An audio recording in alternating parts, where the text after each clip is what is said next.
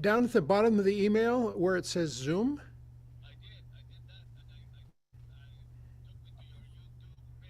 Oh, okay. So I have also just sent you an email, Ignacio, that has the link about 15 minutes ago. Okay. Very good. Oh, okay. Hmm.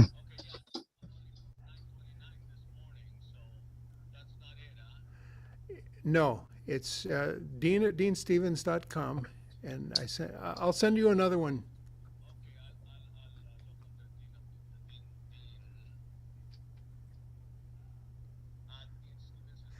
Yeah. Dean? Dean? Okay. Who's that? Dean, it's Lenny. Hello, Lenny. We're Hi, just I'm just wondering. I'm just wondering, does it say under my phone number, does it just say the phone number or does it say Lenny in Brunswick? Because Charlie was going to try to have it say Lenny in Brunswick when I call in on the phone. It says your name. It says your name. Oh, okay. I didn't know that. You and Ignacio? All right. Okay. I'll send it again, Ignacio. Okay. Bye. Yep. Send it again to Ignacio. Okay. Hello, everybody.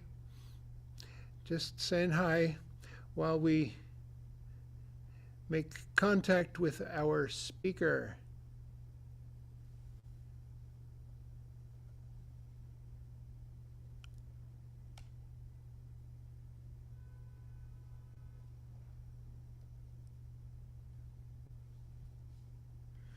And we send him another email. Okay.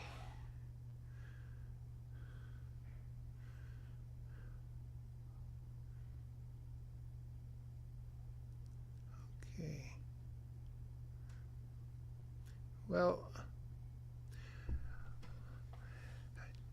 hello everybody. I just have sent Ignacio, which would be Reverend Dr. Ignacio Castuera, the link once more, and we're going to wait to hear from him. Can you all hear me well? I hope so, because as soon as we get Ignacio on, we can start. I have a song for the occasion, even. I hear you fine, Dean. Very good. Thank you, Lenny. And we have 5 or 6 people. We have Charlie and Karen, Dave, Ruth, Alvin. Hi, Alvin. Marilyn Bernstein. Hi, Marilyn. I feel like I know you, but I can't connect your name with a face. Someday we'll be together and be able to say hello. We have a couple people in the auditorium as well. A certain Steve, who we haven't seen in a couple years, and we have Eli here.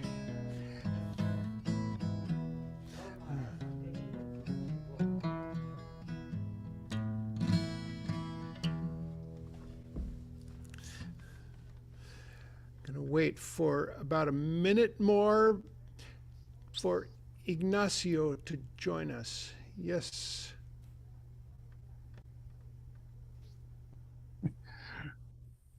We had a weird thing happen. Karen's out in the living room on a Zoom meeting, and she swears she heard your voice on their Zoom meeting for a couple of seconds. Didn't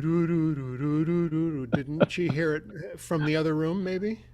No, I've got headphones on, so I touch. Uh-huh. Okay. Well, was it bleed through from something or other? Who knows? Probably. It's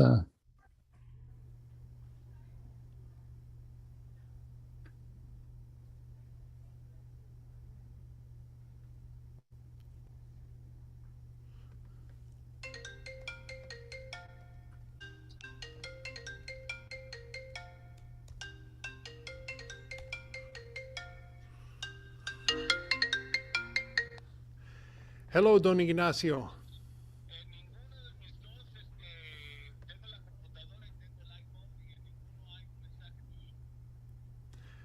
Okay, I'll try and send it once more. Is it the email the Agne, AGNE? Uh-huh.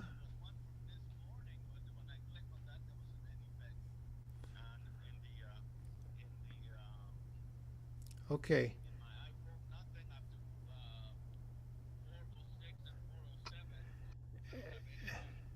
And nothing came just right now.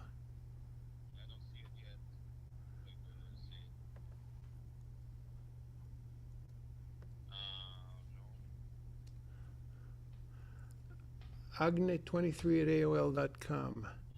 I'm going to send it once more, and it's entitled. Okay.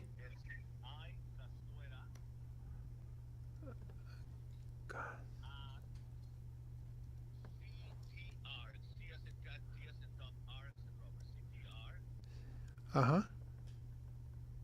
Okay. Number 4.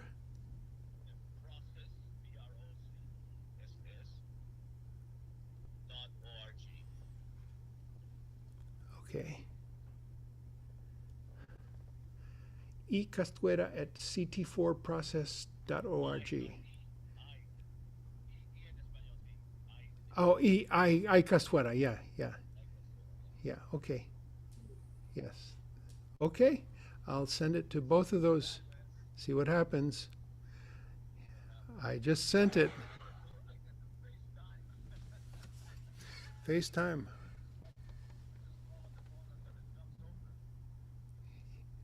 Uh,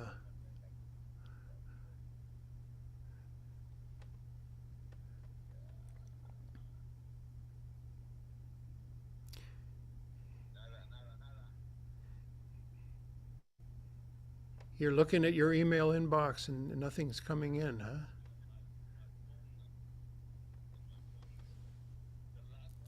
Okay. I'll try to, Ignacio, I'll try also to send the link to your to your phone. Let's Does see. he have a spam folder? Maybe it's going into his spam folder. Is it in your? Did you look in your? Is it in your spam folder? You can check there. Okay. All right. I'm going to hang up and try to text it to you. Okay.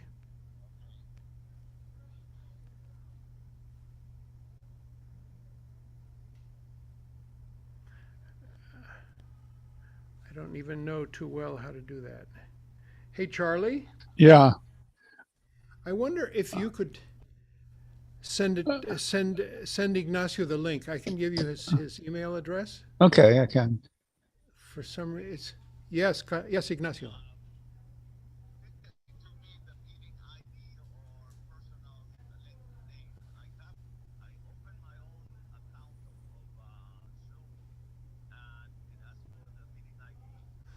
Okay.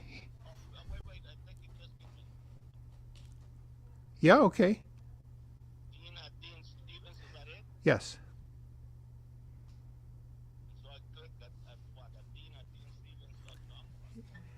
Click on the link in the body of the message. It's a Zoom link. It's right under click Zoom on icon below. You look in the message, and there's a big long link.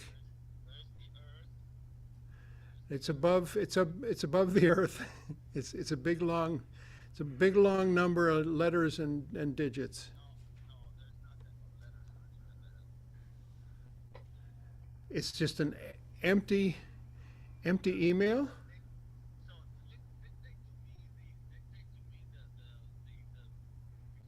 Okay. Okay. Here's the meeting ID. Are you ready? 895 895 5257 5898.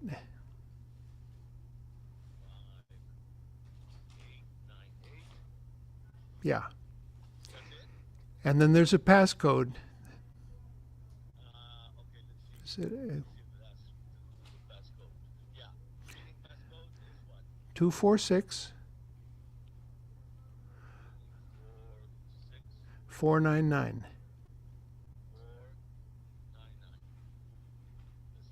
That's it. See if that gets you in.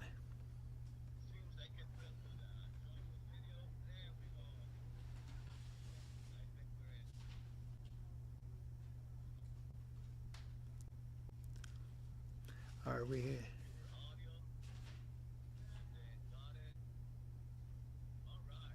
Are you in?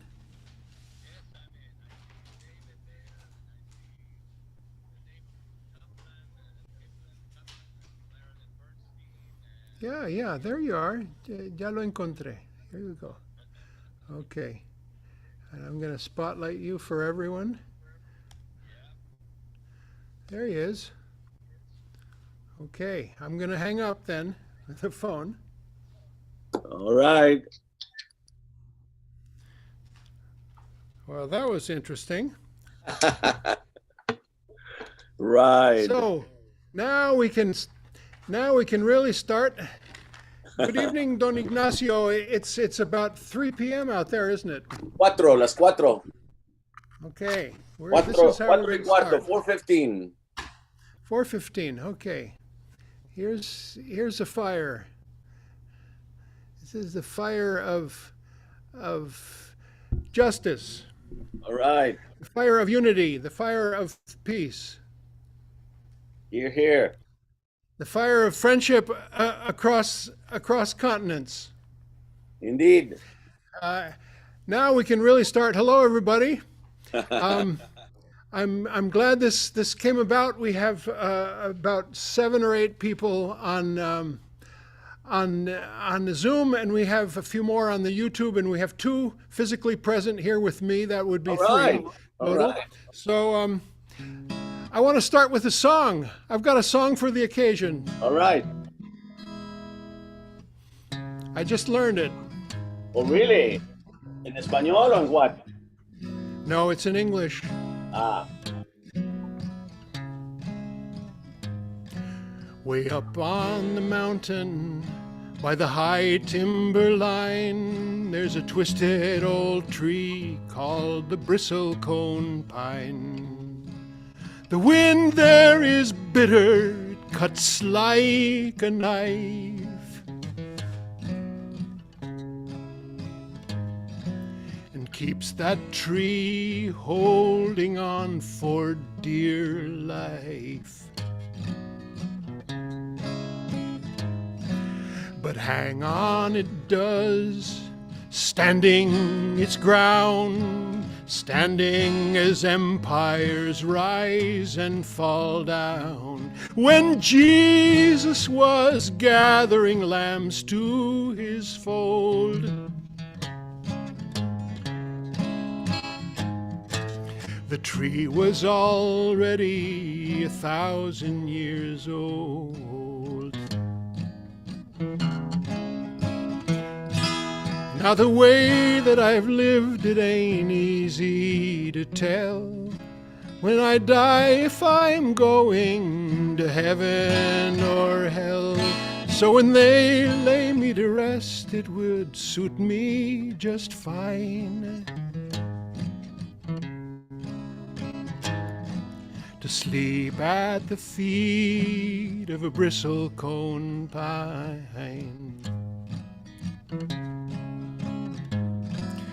And slowly my body will return to the earth. Whatever this body of mine might be worth would soon start to nourish the roots of that tree. And it would partake of the essence of me.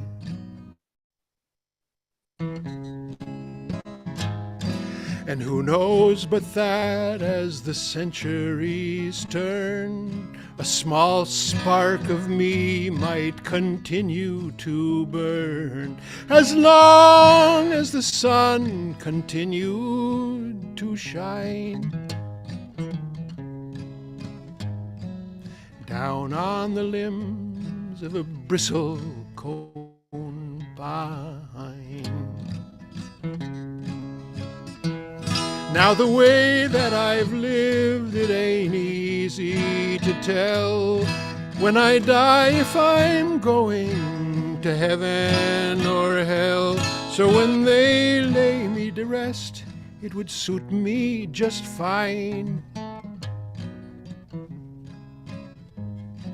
to sleep at the feet of a bristlecone pine.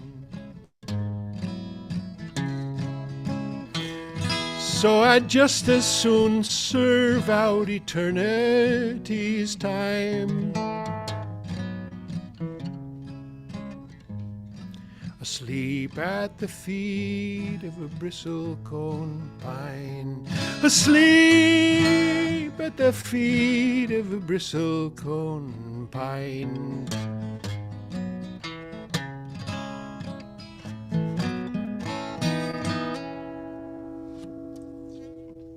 Very good. Very good. You just learned it, huh? Send me the folks. Send me the lyrics. I love it. I will send you the lyrics. The bristlecone pines are in California, are they not? Up in the high Sierras? I guess so. That's where I'm going next week. That's great. It is our honor to welcome a very distinguished and beloved guest of and friend of Community Church tonight, Reverend Dr. Ignacio Castuera, who has addressed us a number of times here in person physically before this Zoom phenomenon started to happen. And we're glad that he can join us through the virtual space tonight. I don't know, I kind of want to invite Dave Lewitt, his good friend who lives around the corner here from the church, to maybe introduce him and say a few words. I didn't ask you this before, but Dave, would you like to do that?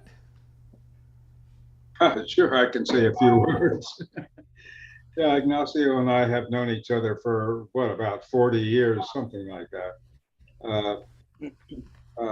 We met at in the chow line of American Friends group in Honolulu, and Ignacio has come to Boston a number of times in the intervening years, and he usually connected with lively theologians here in Boston. He is a theologian himself. He has been an organizer of process theology and process studies groups in Latin America. I was with him in Venezuela,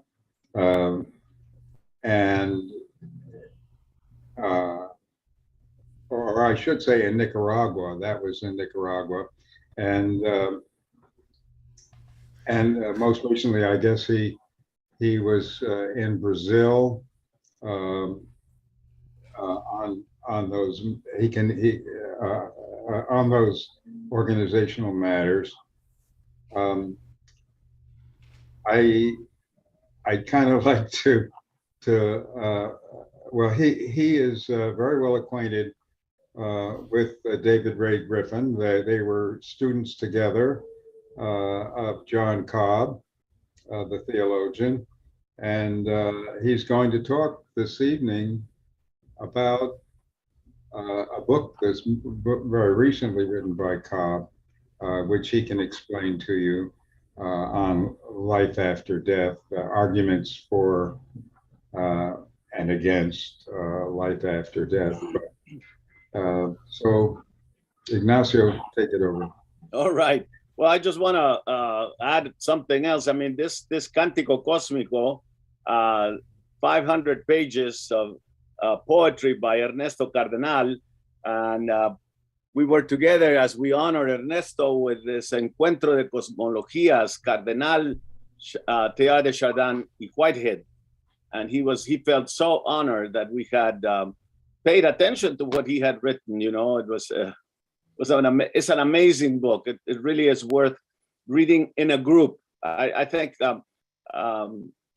much poetry can be read alone, but it seems to me that it really would be great if a group of 4 or 5 people would commit to reading it. I have the Spanish version. I have the English version as well. Very good translation by Lyons, who is himself a poet. So you need a poet to translate a poet, and he did a great job. And so I think that much of what I have come to believe is affected by what Ernesto shared with us in this incredible poem, Cántico, you know, in the style of the canticles of the ancient people that just went on and on and on and on. And it's fantastic. It's just absolutely fantastic. But David Griffin, coming back now to the topic for our day, David Griffin and I, indeed, we were both students of John Cobb. He was a little bit, he had a lot more money than I did. And so the year that I lost with John Cobb, when John went to Mainz in Germany, David Griffin went with him to Mainz. So as we talk about the potential picking up of the mantle, unfortunately, I don't think David would be one of those that would pick the mantle because his own health is so terrible. It's very, very bad, terribly compromised. And so I would say that the likes of Catherine Keller would be someone that I would just say she's the one that really can pick up the mantle, and her production already is prodigious. So my own style has been a more oral. I have written a few things here and there. I did a dissertation that Cobb really liked a lot when I did my doctorate under Cobb. But when I think about my own contributions, I'd rather keep on working with David on the issues of music and the protection of the earth. The term that John Cobb created, earthism, is the defense and protection of Mother Earth, and that's what we are committed to. Dean, are you able to hear me? Okay. Okay. So I saw you kind of swinging back and forth and all that, so I didn't know what that meant. Anyway, so it's interesting that in his own production of materials, Griffin, who of course is the main theologian who has challenged the official story of the fall of the 3 buildings on September 11, 2001. He has written 12 books on that, and now more and more and more people are coming to his side. You know, it's kind of like the so-called conspiracy theorists around the Kennedy assassination, and now that we have had so many other things revealed, we're discovering that what some of us were thinking back then is now being corroborated by a lot of the data that is being now released. And so I think the same is going to happen with the 9/11. But in his last years, David has turned to look at the empire, the American empire, and then because of his health and all of that, I think he began thinking a little bit more about what's afterlife. Not that he really wants to, not that he's afraid or that he's longing for some specific kind of eternal life. And that goes for myself too. David and I have discussed a lot in the past, and along the lines of the beautiful song that was sung, you know, that we would be happy reintegrating ourselves into Mother Earth. And I had given David a beautiful statement from Shakespeare from Measure to Measure, you know, that we should all count on death. Don't, you know, sooner or later it'll come to all of us. But in Measure for Measure, he says, why do you fear death, which is so much like sleep, which you long for every night?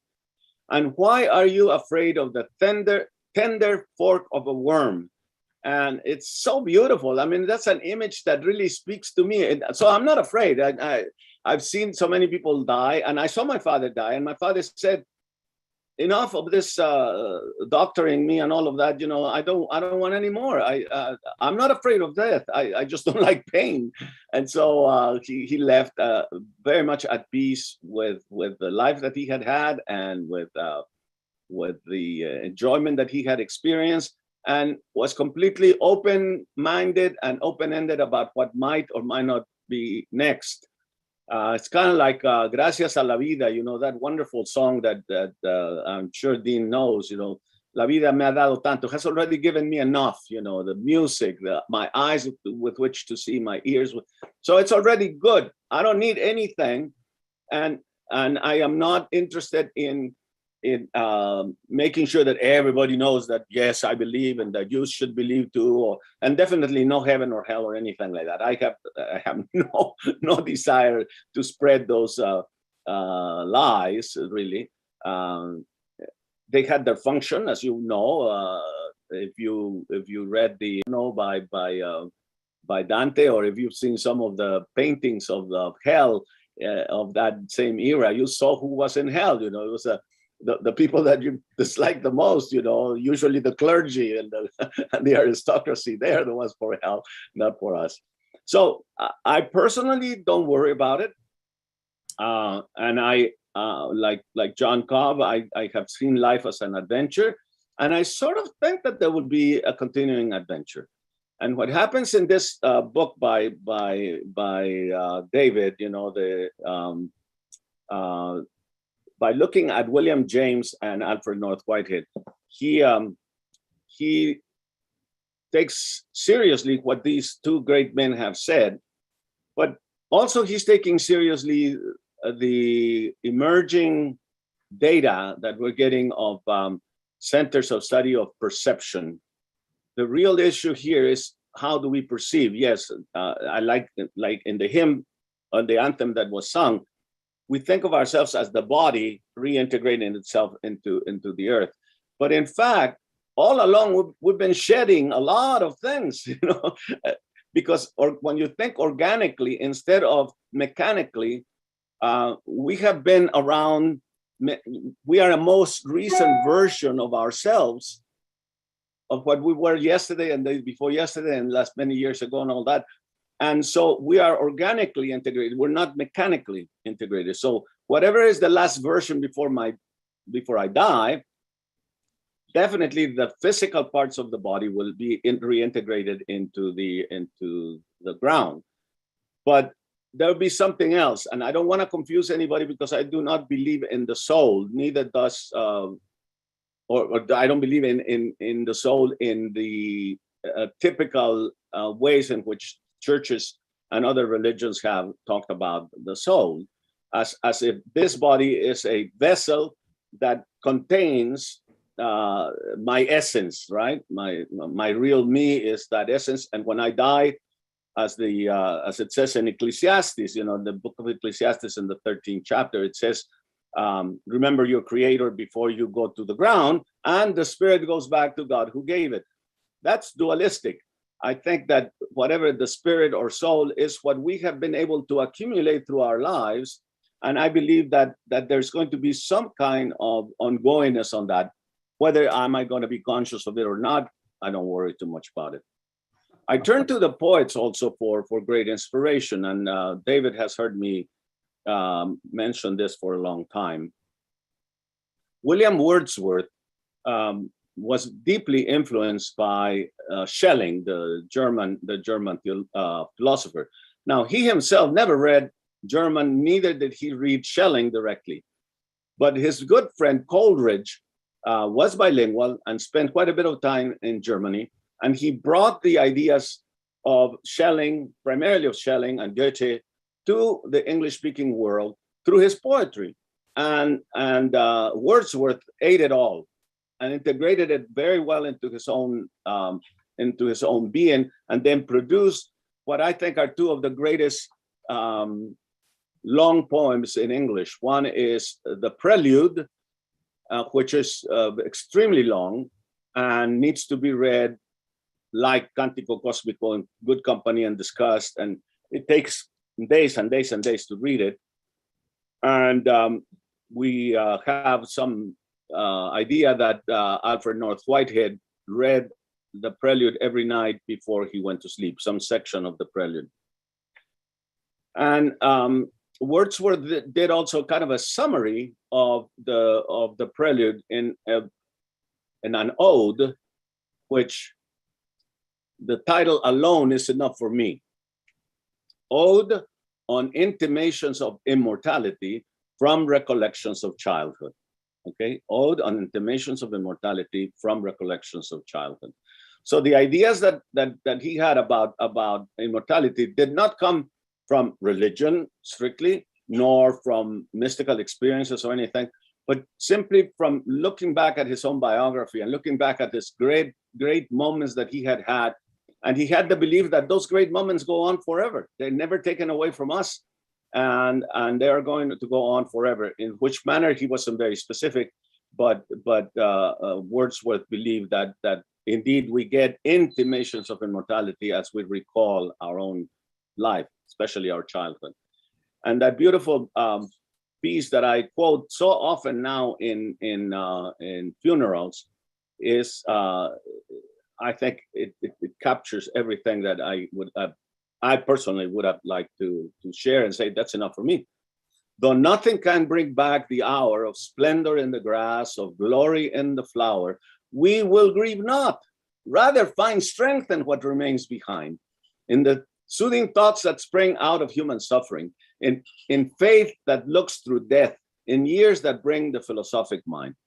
So here we have one of the greatest poets of the English-speaking world talking about faith that looks through death and years that bring the philosophic mind.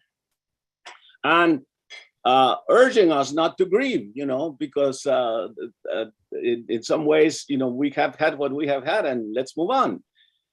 So that would have been enough. As a Christian, I don't believe the stories of the resurrection of Jesus, so certainly not a body. I do happen to think that the apparitions were real. And that's the first witness that we have about the ongoingness of the power of Jesus to influence others. And I think that that's enough. If you've done something that then influences others to do something good, that there's a kind of eternity, all that in there. There's a survival of death and death. Whatever that X was that turned frightened men and women into bold and courageous disciples that took the message, in less than 10 years, they went from Jerusalem to Syria. So much so that Paul, who was named Saul at that time, was mad, and he asked permission from the leaders in Jerusalem, not to Rome. He didn't go to Rome. He went to the leaders in Jerusalem and said, enough of this. We'll have these people of the way. They were not called Christians or anything like that. They were feeding the hungry. They were taking care of that holiest of trinities, the poor, the orphan, the widow, and the ger, the sojourner, the illegal alien, so that we would say today. So that's the Trinity. And they were serving that Trinity, and that's what just kept on multiplying the group of people, the followers. They spread literally like wildfire. And so Paul says that I want to share with you what I was also given, that Jesus appeared, he says, to Cephas first, very interesting, which gives me the idea that a kind of hierarchy is beginning to emerge even that early, so that Cephas, who is called later on Peter, is listed as the first one. I actually believe that it is a woman's story that the disciples stole, but the apparitions were very real. And he says, and there were 500 people. He appeared to 500 men and women. And then he says, some of them are still alive. It's almost like saying, you go ask them. Go ask them. They saw the apparitions. He didn't say they saw a body. He didn't say they touched the body. They saw an apparition. Okay. And then he says, and finally, as a fetus, really, he says, as an untimely born, he appeared to me. And he gives his witness. And in the 8th chapter of Romans, he's writing to a church that's persecuted and acquainted with death day after day after day. Just like I was in Hollywood when I lived in the midst of the AIDS pandemic, when day after day after day somebody died, and I had to look for some way of comforting them. And I could not do just lies. I had to find a way of really conveying to them that there was something more than just what they had experienced. And Paul is doing the same. And in the 8th chapter, he says, I am convinced, and I want to read the exact quotation, because it's not a statement of faith. It's not a statement of hope. It's not a statement of maybe this, right? But he's saying, I am convinced, he said. I am convinced. And he uses a word that is not often used in the Bible, in Greek.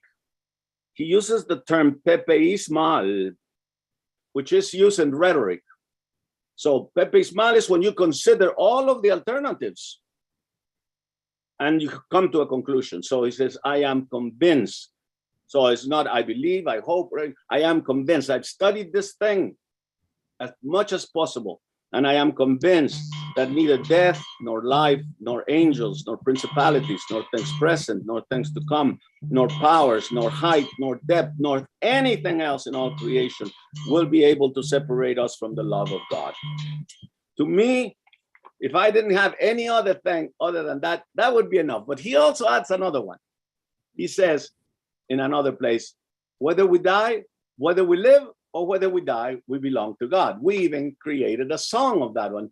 Pues si vivimos, para él vivimos, y si morimos, para él morimos, sea que vivamos o que muramos, somos del Señor, somos del Señor.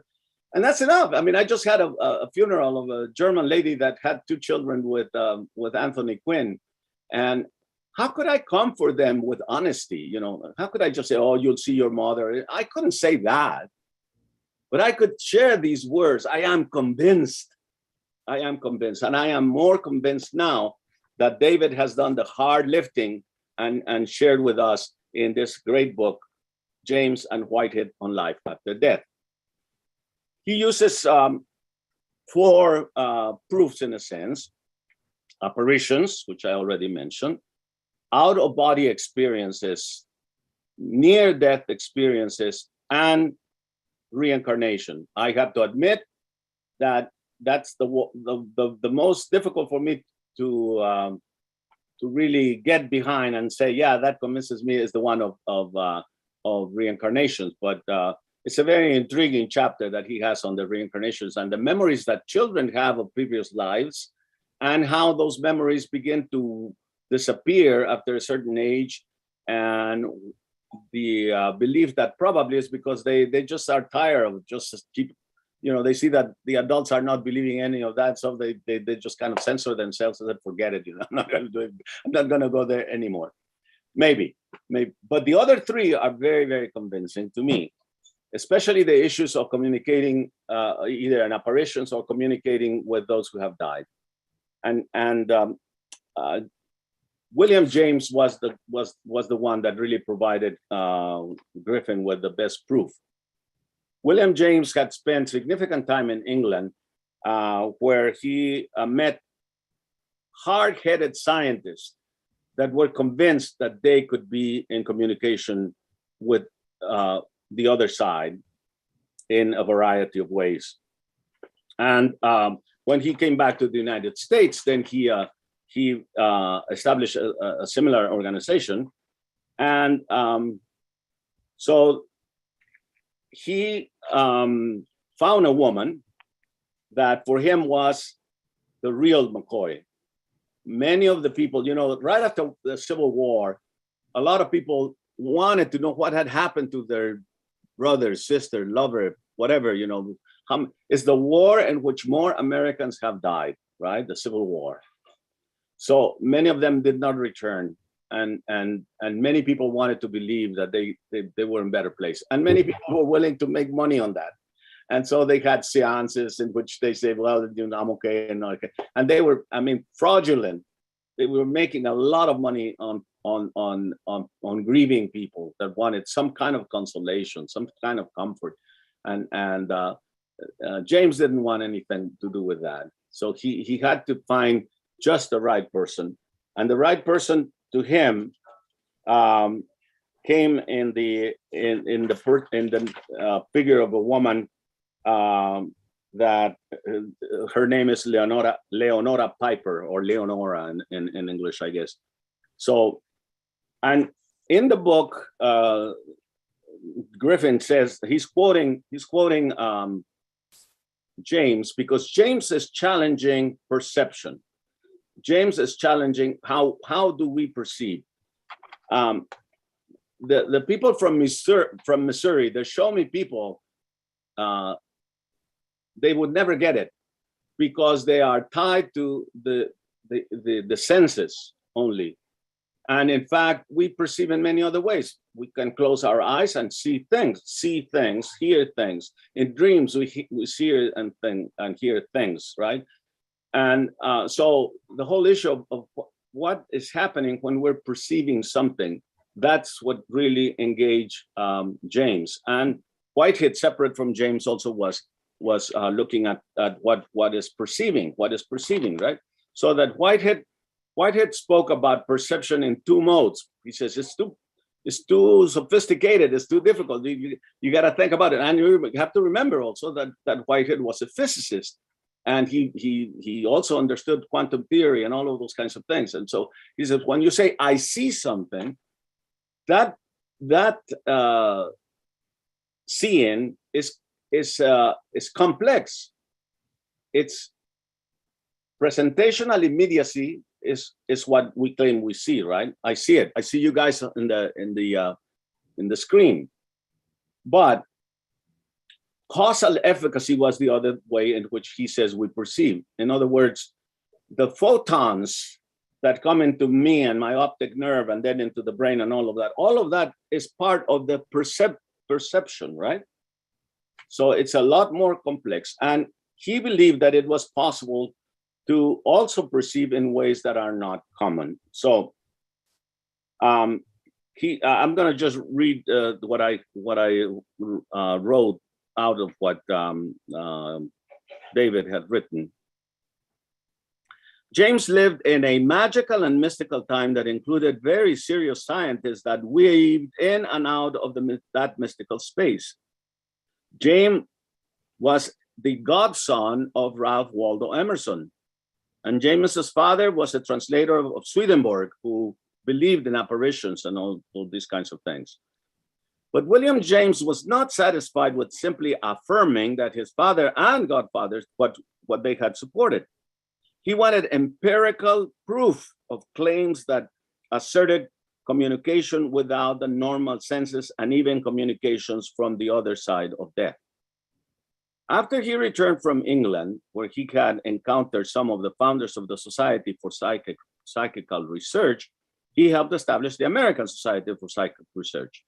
According to Griffin, James had come to reject the orthodox belief that there can be nothing in anyone's intellect that has not come through ordinary experience of sense. James wanted to make sure that mediums could be tested and proven right or wrong. He believed he needed to find at least one honest true medium, what he called his white crow. A universal proposition, this is James now writing, a universal proposition can be made untrue by a single particular instance. If you wish to upset the law that all crows are black, it is enough to prove one single crow to be white. My own white crow is Mrs. Piper.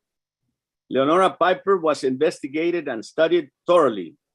James and that society that he founded secured the services of Richard Hodgson, an Australian who had made a lot of money and great reputation of detecting fraud and fraudulent claims of mediums.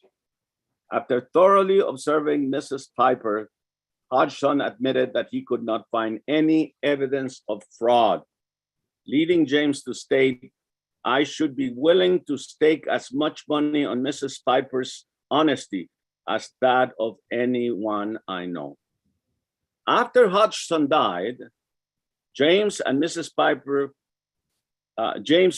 Mrs. Piper to help connect with Hodgson on the other side of the veil.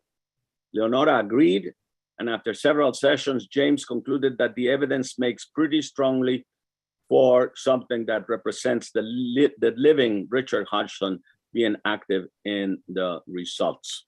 Okay, so for him, this Leonora Piper, who did not charge money, had not made herself wealthy, not educated, not sophisticated, and she didn't understand why she had that particular gift, but she was William James White Crow. So from that, then Griffin then moves to the issues of out-of-body experiences and near-death experiences. And we now have a department in the University of Virginia, in the School of Medicine, that studies perceptions. Notice that they don't say, study life after death or anything like that, but they are perceptual studies. That's what it's called, the Institute for Perceptual Studies in the School of Medicine of the University of Virginia. In fact, one of the endorsements here comes from Professor Edward Kelly from the Division of Perceptual Studies, Department of Psychiatry and Neurobehavioral Sciences, University of Virginia School of Medicine, and the lead author of Irreducible Mind and Consciousness Unbound. Very interesting man. You can find him on YouTube. There are a lot of lectures with him. And there are also interesting lectures by other doctors. There's a doctor that now specializes in thanatology, who was kind of like he visited in hospices and really wasn't paying too much attention at the beginning. And then he encountered more and more of these kinds of situations where every physical evidence that he had before him, all of the vital signs said, this person is going to go on for a few more weeks. And the nurses, who hadn't studied that much, but who were very perceptive, they would say no.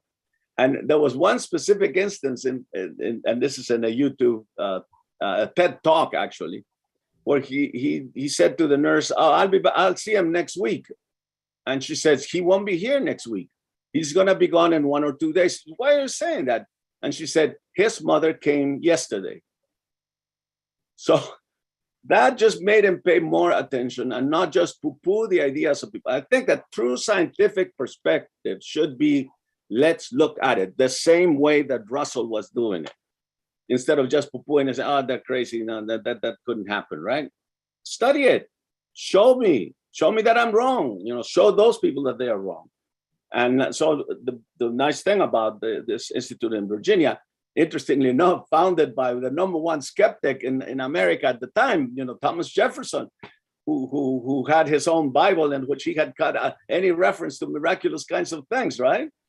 So now the founder of the University of Virginia, a skeptic, and now the followers of that skeptic are going back and saying, we better look at this again, right?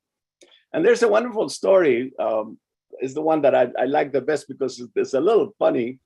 This guy went for an operation and they took his dentures and they couldn't find his dentures. And at one point he looked at one of the male nurses, says, "You know where you put my the dentures?" Says, you were there, you were in such and such, and says, "And you put it right over there. They are tracing there, and you put it over there." And this guy went over there and he picked up the dentures. And then the other doctors began to say, "Well, what else did he see?" And everything that he was saying in that out-of-body experience, he was sort of floating, which is a very common, relatively common commonly reported experience. She would say, and you were wearing this, and you were wearing that. And, I mean, everything. They couldn't find many assertions that were completely wrong. There might be slightly wrong here or there, but he knew where his dentures were. He knew who had taken them. He knew what he was wearing at the time, and it's a very interesting kind of thing. Then of course the near-death experiences, where there have been people that have met relatives they never even knew anything about, and they report this is what happened. So, as I said, I'm not going to go into the reincarnation stories because I have to study them a little bit more before I can really say much. But I want to give a personal story. My father was, he wanted to extend his life as much as possible, and he ate garlic, raw garlic.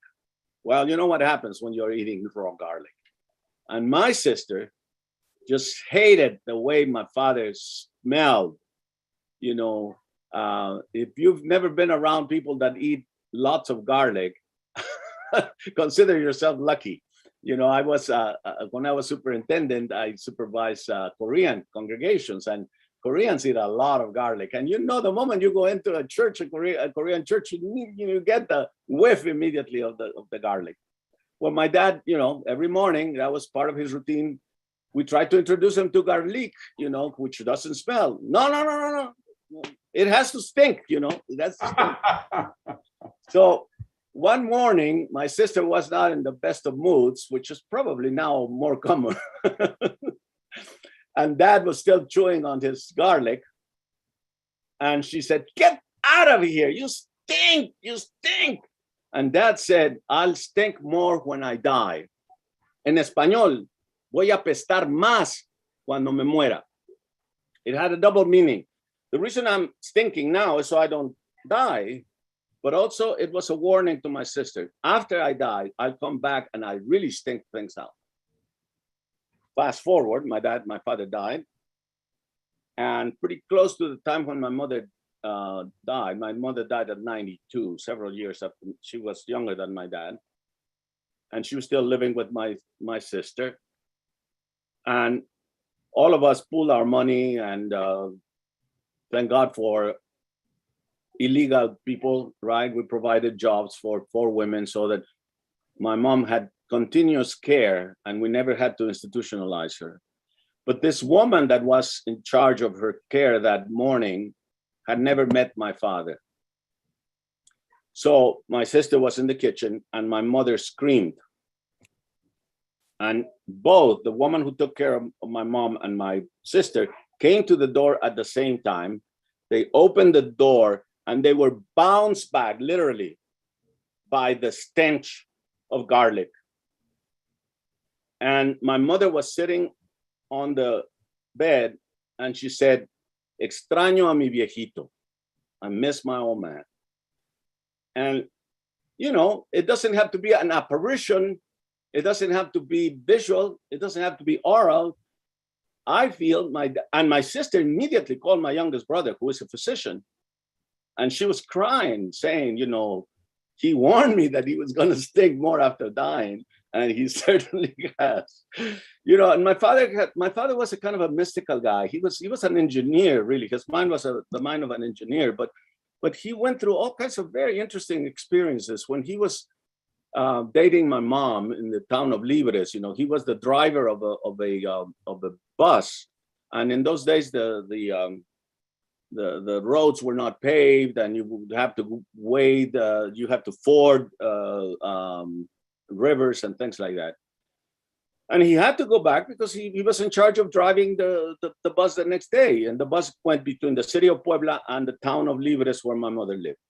So he was on his way to the train station, and my dad reported, "I heard the whistle blow, and I stopped, and I said, I'm not going." And he turned around and went back to see my mom again, who was very surprised. "What happened?" He says, "I don't know, I just had the feeling I shouldn't go." The next day, the bus was assaulted, and several people were killed in that atraco, we say in Spanish, you know.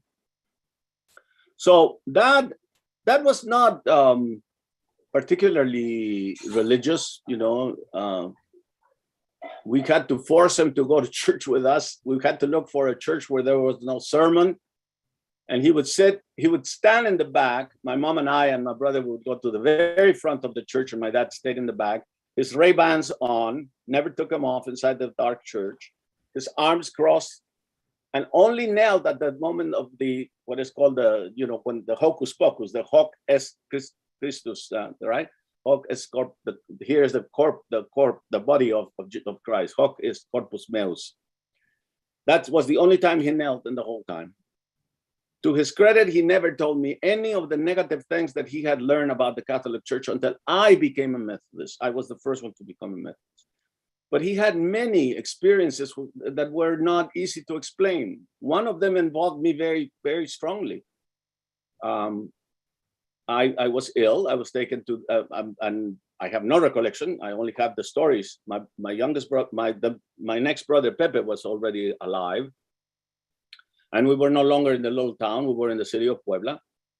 And my dad and my mom took me to a doctor. And the doctor said, well, you know, it's endemic over here. You know, it's something with the intestines and all that. So it gave me something. Dad was never satisfied with that. He took me to a second doctor. The second doctor agreed with the first doctor that took me there, but the fever didn't give out. And in the middle of the night, as they were basically watching me die, we were living in a tenement. I visited the tenement later on, way in the back, and there usually is a portero and a big zaguan, a big door, and bang, bang, bang. There was the doorman didn't come out, kind of like in Macbeth, you know, the bang, bang, bang, in that funny scene after the assassination, right? So my dad was awake. He goes out there. It was the second doctor who had seen me. And he said, you know, I woke up with a question in my head. I want to see your son again. So he came and saw me, and he says, go to this place. This he said to my dad, he has typhoid. Go immediately now. I'll wait for you to come back, and I'll administer the medication immediately. It has to be done immediately. So my dad always felt that God was present, even though it was a very mechanistic way of thinking about it. And I challenged him because many years, I mean, at the beginning, I was having a lot of fun with that. You know, God wants me for something, right? And then you get older and you get the same feeling. I mean, I read Saramago's Life of Jesus, you know, later on. And Saramago's theory is that Jesus allows himself to be crucified because he feels terrible about the slaughtering of the innocents by Herod. Well, something similar was happening to me. I asked, why? Why am I so damn special? Why is it that so many children died on that night? I don't like this God that says you're okay and you have to die. But process theology and process thinking, the thought of Alfred North Whitehead came in, so that I now can affirm providence, but not in a mechanistic way that God goes and wakes up the doctor, say, hey, go see this kid, you know, because I have some plans for him. But rather, it works in the small ways, kind of like what Wordsworth says, you know. And so it was present. God was present in my father's ability to rise above his own background and save money and have enough money to go see a second doctor. So, you know, that's the way that providence works. Now, my dad for a while said, you see, God wanted you for something. It was because of you that we became Protestants. It was because of you that we went to the United States. It was because of God chose you for something. I said, no, I can't believe that. And fortunately, years later, I had the opportunity to prove to him that God works in a different way. My dad was an engineer, a mechanical engineer, and he went to the fields to fix tractors. And he fixed the tractor and came back home. And just like the doctor earlier woke up, my father woke up and said, "My God, I forgot something." And he got on the pickup truck, drove for an hour or so, whatever it was, and got there just as they were starting the engine of the tractor. And he says, "Stop, stop, stop." So I said to him, did God care a lot for that tractor? So how was God active in that? And so my dad began to see things in a different way. And it was partly because I had begun to understand God, not as the omnipotent, that goes in and says, you're okay, you're not okay, you live, you die, No, instead it's a continuing presence in our lives, always presenting us with opportunities to do something. So such a God, I have to believe that has something interesting for us. What it is, I don't know. But I think it's Cobb says, I'm looking forward. He's 97 now. I'm looking forward to the next stage, whatever it is. And he knows that the cosmology of Alfred North Whitehead provides for ways to understand events such as apparitions, such as the doctor that woke up, such as my father who woke up, that those are explainable in a non-mechanistic way, but in an organic way. And that we can, instead of saying, oh, how lucky, what a serendipity, how fortunate we are, so giving, thanks to the goddess Fortuna of the Greeks, why can't we say it was God's providence that is with me all the time? Sometimes I don't see it, sometimes I don't hear it, sometimes I don't feel it, but it's there always, And Heidegger, independent of Cobb and Cobb independent of Heidegger, had talked about the call. In Spanish, we say la vocación. Constantly, we're called to do something. But Heidegger had the beruf, the call, ohne berufer, without the caller. And once you have the call, you got to think that there's a caller somewhere. But the cosmology of Whitehead provides for a way to maintain our sanity, our rationality, our skepticism, and all of that, and still give a place for the actions of a divine presence in our lives. So though nothing can bring back the hour of splendor in the grass, of glory in the flower, we will grieve not, rather find strength in what remains behind, in the primal sympathies which having been must ever be, in the soothing thoughts that spring out of human suffering, in faith that looks through death, in years that bring the philosophic mind. Well, questions?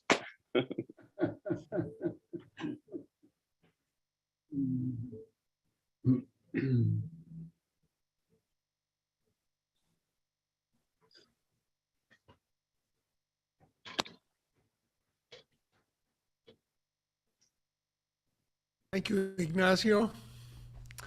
That was beautiful. Gracias. Part sermon, part rumination about a lot of questions. I wonder if there is anybody who would like to say hello to Ignacio and share some thoughts. Well, of course, I would like to say hello to Ignacio. I expect to say hello and a lot more next week on the telephone with Ignacio. But I just finished reading the book. I just finished reading James and Whitehead on Life After Death. And I think what David Griffin was saying was that there's spotty evidence. Maybe 1,000 cases or more have been recorded. I don't know, but after all, there are 7 billion people on Earth, and that would be a tiny fraction that have exhibited and are recordable or recorded experiences of uh, life outside of a former body, Mhm. or even a living body that is cut off from consciousness. Um, the odds are so small that I remain very skeptical. Yeah. At the same time, I sort of want to believe in these in such an experience. I was particularly impressed in the book by a story, by a summary, if you will, from one a writer who had, I guess, a doctor who has been working on out-of-body experiences for 42 years. I don't know whether you remember that, Ignacio. Right. Yeah. Yeah, that's But correct. but he was saying that that people who have that kind of experience have all kinds of positive values which might otherwise never have been, and including a kind of a universal outlook, a compassion for people that most of us don't exhibit, that have no fear of death, and so forth. I was impressed by that, and I'd like to learn more about that. But has David Griffin done any more than debunk the debunkers? Yeah, yeah. He's used to that, right? Isn't he? To debunk the debunkers.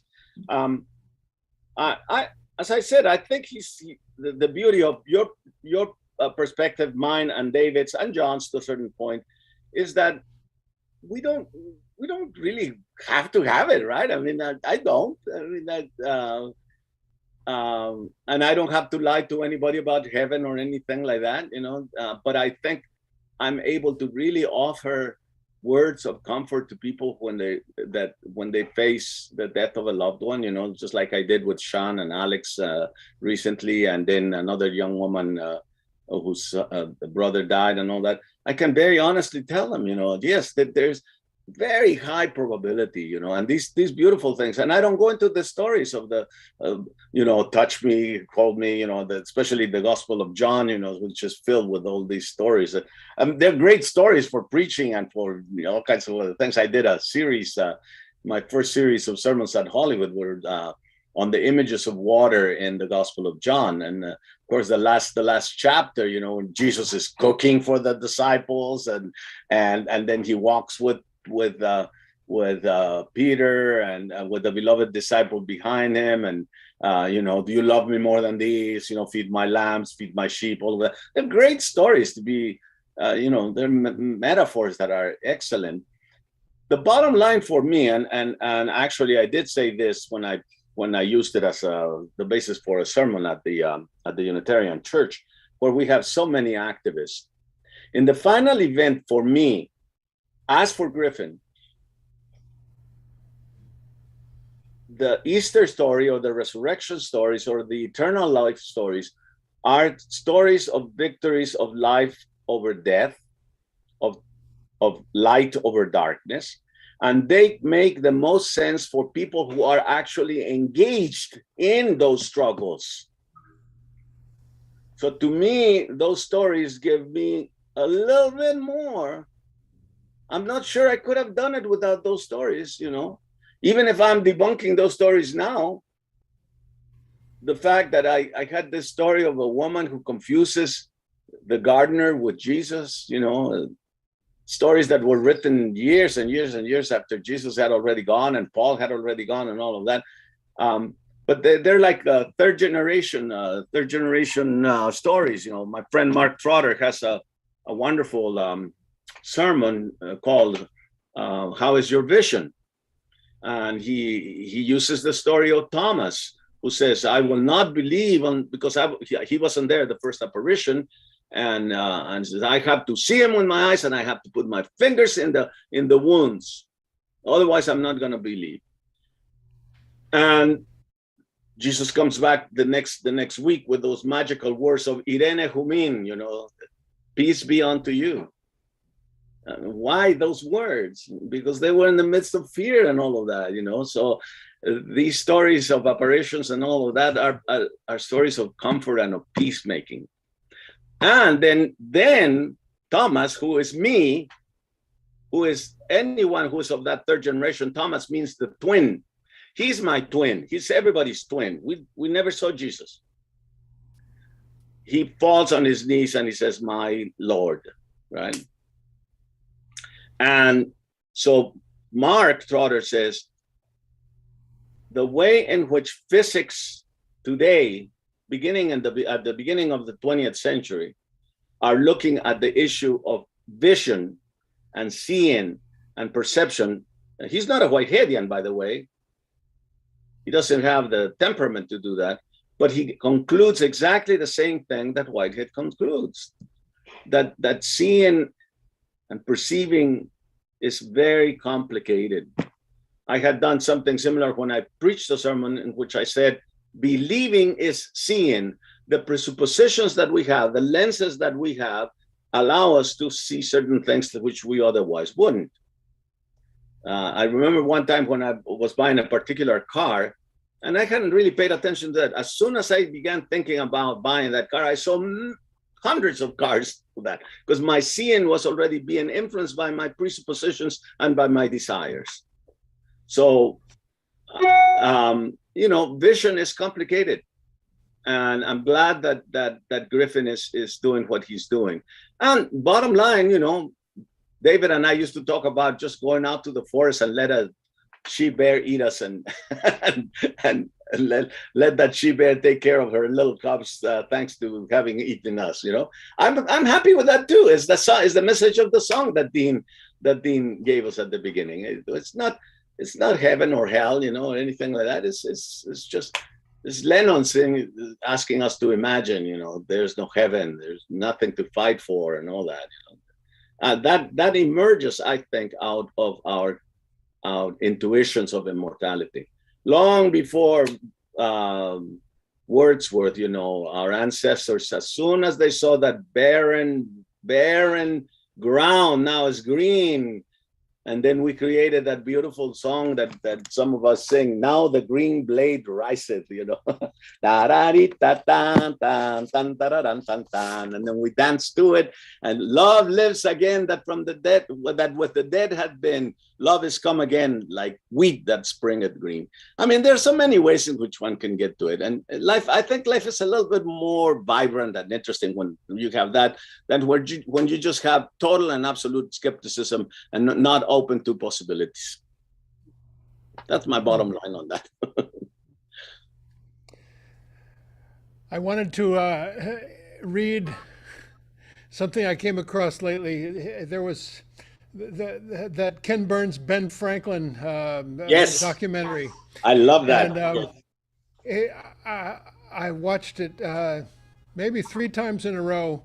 Yeah. And our wonderful friend Jacqueline Schwab did a bunch of the soundtrack. She's a pianist who was part of our concert series, lives nearby. Her husband's a minister at First Church. Anyway, Ben Franklin's epitaph that he wrote as a young man. Right. It says the body of Ben B. Franklin, printer, like the cover of an old book, its contents torn out and stripped of its lettering and gilding, lies here, food for worms. But the work shall not be lost, for it will, as he believed, appear once more in a new and more elegant edition, corrected and improved by the author. It's a great one. I remember that very well. Yeah. For some reason, as an old man, he didn't like it anymore, and he didn't want it on his grave. Right. No, it's fine. I mean, I think also he learned a lot more from science and all of that. There's a hymn in the singing the tradition. By the way, I'm going to officially, Hala and I will join officially the First Unitarian Church of Los Angeles this Sunday. And in this hymnal, by the way, the guy who was the chair of the committee that put the hymnal together, he is coming to preach next month. And that's Bellatini. Mark Bellatini is going to be with us. And I asked them, about the process of deciding which songs to put in and which not. And this number 270 is called the All Day of Light and Gladness. And it says, earth feels the seasons, earth feels the seasons' joys from mountain range to see the tides of life are flowing fresh, manifold, and free in valley and on upland by forest pathways. All nature lifts in chorus the resurrection hymn. Nature is preaching at us. I went to eat at a place and I said, well, ya estoy viejo. Dice, viejos los cerros y todavía reverdecen. The hills are old, but they become green again every time. I mean, this thing, life goes on. It's wonderful. It's just I'm 80 now, and I have the same kind of excitement that I had 30 years ago, and I'm less willing to have to buttonhole people and say, you got to believe this, you got to believe. No. If that's what you can do, that's fine. You don't need me to convince you of anything. I'm just sharing. I told the church when I preached this, I said, I'm placing a lazy Susan in front of you. Grab what you want or not. And I'm having a ball. It's almost as if I've arrived at a place that's been waiting for me, with Unitarians, and it's full of young adults. It's a congregation that is vibrant. And the last time I preached there were 4 children, and there was a lot of rockers and all of that. And the parents were apologetic. I said, no, this is the best thing this church has heard in a long time. Let the kids play in here. I can shout above them. It was so wonderful. All right. Yeah. Well, it's great to hear you, Ignacio. Before we conclude, I just want to see if there's anyone else who wants to say a word to Ignacio. We had Alvin Foster. I guess he had to sign off, and Ruth and Marilyn, Charlie. I just want to say that from my background, which is the son of evangelical missionaries who spent a lot of time talking about the hereafter. Yep. And my dad worried to the very end about whether or not I was condemned to eternal damnation. At some point, I lost interest. Yep. In that thinking, and I'm sorry, Dad. I love you, and maybe I'll see you again. Maybe I won't. And you raised me up good, but that's the kind of thinking that I'm not interested in. Yep. You know why? Because life and this planet are way too wow. Yeah. Wow. But there are ways in which that wow is connected with the sense of wonder and awe that your parents gave you. And just, I hope I'm not talking out of school in terms of David. David is saying, my father is enabling some of the things that we're doing now. So in that sense, life means to have agency.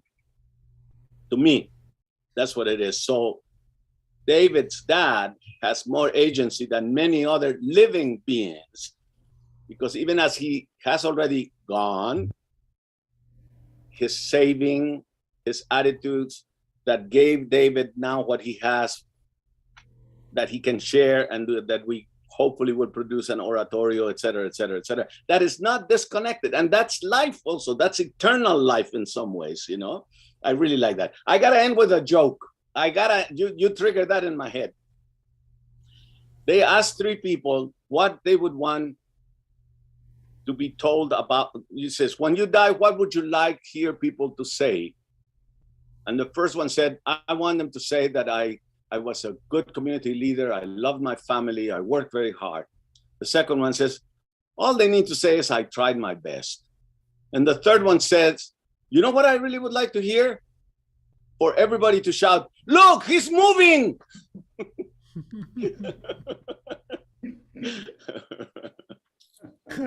Well, I tell you, I swear, our beloved Rodney, who was our building manager, who passed away almost.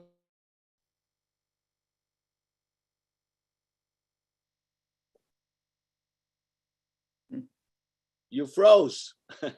Maybe we all froze. Oh, I don't know. He froze. Yeah. Mm. Yeah. Dean, we cannot hear you now. Yeah, Dean, we haven't heard or seen you move for 15 seconds, but you're back. You're back. Oh, so was I muted Tell or us something? again what you were going to say. It just froze. You were frozen. I was frozen. I hate frozen, especially in the springtime. I'll tell you that again, that Rodney was our building manager, this 5-story building here, and he passed away 3 years ago, almost to the date. Yeah. May 27th, I believe it was. And his African-American funeral, open casket, fiery, inspiring sermon preached. And there he was. I looked at him the whole time, and I swore that he blinked at me. I just know it. Yep. But this is wonderful to hear about your vibrant congregation. Ignacio, we have just taken on a new young, what do you call it, employee or something. His job is to help us get this social media thing together and figure out these hybrid events that are physical. We have some people in the audience and are also virtual, and help us connect with interns and bring young people in here. And I'm really excited. We talked to him for the first time today. Yeah, we should have a Zoom about programming. Yeah, we should have a Zoom meeting with people like Teola, Tyler, some of the young people in our congregation, and some of you guys, so that you at least hear some of the things. This Saturday at 5:30 in the morning, several of them are out there preparing 1,600 meals for families. Oh, wow. Wow. You know, That's great. that's more important than church on Sunday, as far as I'm concerned. But it wouldn't happen if there were no church on Sunday. Yeah. Mm-hmm. Yeah. That's where it starts, community. And life is wow, and our task is to make it wow for all of us. Amen. Especially that phrase that I don't like, but I use, the least of these. You know, Yes. it's and I want to tell everybody that the least of these are not the least. Right. They're the most, and Yeah. that's biblical. That's biblical. And I invite all of you, if you're here, to join us on July 10th for the memorial of Carolyn Poinelli, who was with us a lot here at the church, present during the COVID, especially being with us on the computer. Was homeless, just about homeless, and didn't have library and didn't have places and was here. She was killed by a car in March, and we're going to celebrate her on July 10th. It's a Sunday afternoon, 1 p.m. I'm talking about that every chance I get because Good. we remember her, not as the least of these, but of the most of these, and all the things that she Absolutely. brought Yeah. to this congregation in spite of her challenges. And there's lots of more of us who are part of us, and it's so weird to say that they're not like the rest of us who are perfect in every way, you know.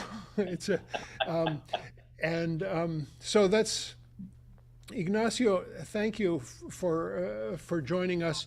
Yes, yes. This program is on our YouTube channel, and we're going to put it out there for anyone else who didn't get a chance to Good. watch it, and I'll send you the link as well. Thank you. We're with the help of this new friend, Amar Ahmad is his name, who is not only skilled in technical things, but also Yeah. could give us a sermon just like you did. A young guy, 31 years old. Wow. You got 51 years on him. Wow. And I love the notion of wise beyond the years. I'd like to thank David Lewitt for suggesting that we do this, and I hope we do a lot more of these weeknight or midday events. I have another idea which I'm going to implement. Wednesdays in Chelsea, pupusas cost $1. Oh, And pupusas. we're going to start an event here on Wednesdays, every lunchtime. Just invite people to come Excellent. for lunch. Have a tour, not only of the enormous library that we've just inherited from one of our deceased members, but also wow. of the archives, 100 years of history of speakers who we've featured, and also have the event's going to have a name. It's going to be called Pupusa Palusa. Ah, very good. Very So good. join us on a Wednesday for Pupusa Palusa, and Just keep Yeah, on sending me the news. Keep on sending me that. certainly will. And I have a little a cappella song to finish out with. How about? All right. There is a land high on a hill where I am going. There is a voice that calls to me. The air is sweet, the grass is wave, the wind is blowing away up in the farthest field. Oh, walk with me and we will see the mystery revealed. When one day we wend our way up to the farthest field, the sun will rise, the sun will set across the mountains, and we will live with beauty there. The fragrant flowers, the days and hours will not be counted, and peaceful songs will fill the air. Oh, walk with me and we will see the mystery revealed. When one day we wend our way up to the farthest field, I know one day I'll leave my home here in the valley and climb up to that field so fair. And when I'm called and counted in that final tally, I know that I will see you there. Oh, walk with me and we will see the mystery revealed. When one day we wend our way up to the farthest field. Oh, my dear friends, I truly love to hear your voices lifted up in radiant song. Though through the years we have all made our separate choices, we've ended here where we belong. Oh, walk with me and we will see the mystery revealed. When one day we wend our way up to the farthest field, Up to the farthest field and tell that guy who wrote the hymn book that that song should be in there. Yes, I will tell him.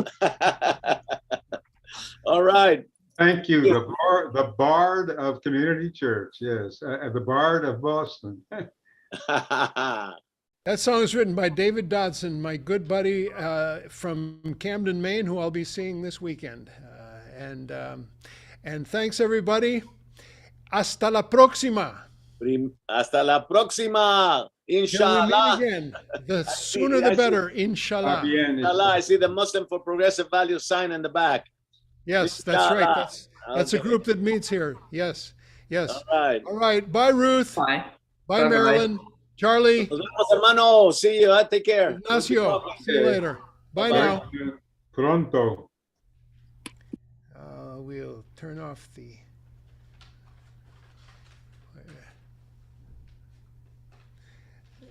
How do we? Let's see. We go to turn off the YouTube. Turn off the YouTube. Keep.